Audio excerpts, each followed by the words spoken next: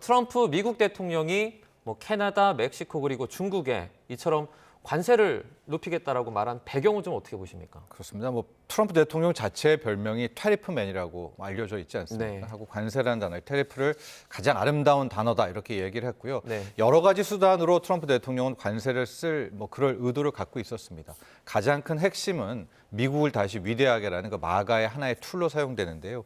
이번에 캐나다와 멕시코의 25% 그리고 중국의 10% 추가 관세에 일단 가장 협의의 의미는 펜타닐입니다. 네. 이제 마약 펜타닐이 미국에 들어오게 된 그 책임을 물어서 이 세 국가를 지목하게 된 거고요.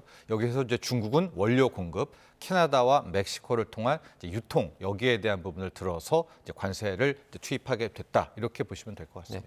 저희가 앞선 뉴스에서 속보로도 전해드렸는데 EU 제품에도 관세를 매기겠다 이렇게 말을 했거든요. 네. 이건 어떤 연유일까요? 이제 그 다음 순서들이 있는 것 같아요. 네. 그런데 이제 펜타닐이란 이유로 캐나다, 멕시코, 중국에 이번에 이제 관세를 부과하려고 발표를 하지 않았었습니까? 네. 그런데 이 세 개 국가가 또 보면 미국을 상대로 수출에 있어서 이제 흑자를 내고 있는 그 상위권에 있는 국가들이거든요. 네. 그럼 그 다음 레벨을 보고 본다면 지금 독일, 뭐 영국, 아일랜드 이 정도가 또 이제 미국을 상대로 흑자를 내고 있기 때문에 네. 기존에 이제 이 관세를 부여한다는 그 여러 가지 이유 중에 하나는 결과적으로 뭐 재정적인 이제 수출 부분에 있어서의 무역 적자가 실은 가장 크거든요. 네. 이번엔 펜타닐이겠지만 그래서 펜타닐을 통해서 캐나다, 멕시코, 중국을 한 다음 그 다음에 칼날은 유럽 연합으로 가게 될 것 같고요.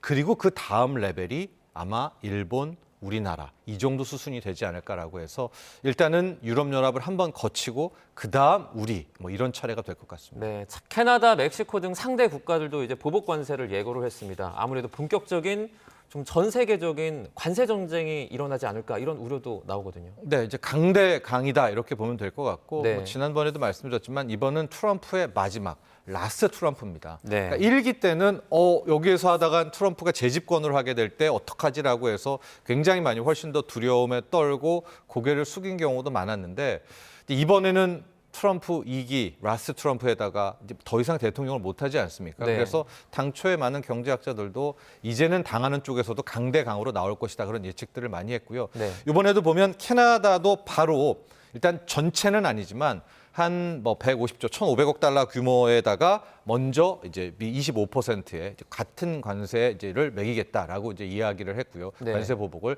멕시코 같은 경우에는 관세 그리고 비관세까지 포함한 플랜 B를 가동할 것이고 곧 목록을 발표하겠다 이렇게 이야기를 했습니다. 중국 같은 경우에는 이제 WTO에 미국을 제소한다라고 이야기를 했는데 지금 보시면은요 저기 그림에도 10% 추가 관세입니다. 그러니까 네. 중국은 이미 한 20에서 25%를 막고 있거든요.